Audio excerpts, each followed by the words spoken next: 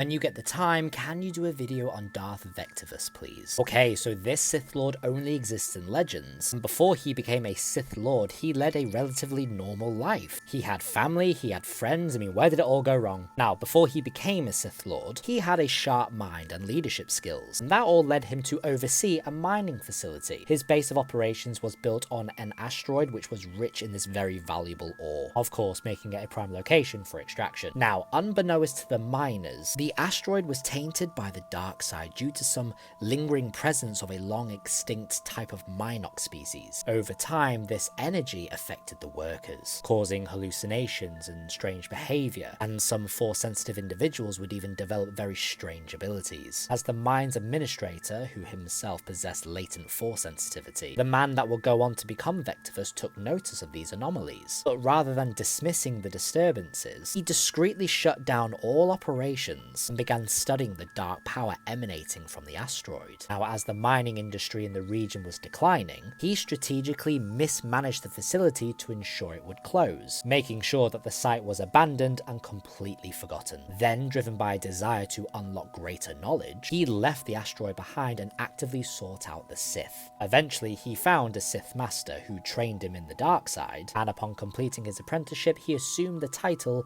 Darth Vectivus. Now, despite embracing those Sith teachings, he retained principles that he had followed as a businessman. Unlike many Sith Lords before him, he didn't desire conquest or destruction. Instead, he was content with expanding his knowledge of the dark side and trying to deepen his understanding of the Force. He returned to that asteroid years later, then constructed a grand estate atop of the Dark Nexus. That's where he would continue his studies in secret. One of his greatest achievements was the creation of Force Phantoms.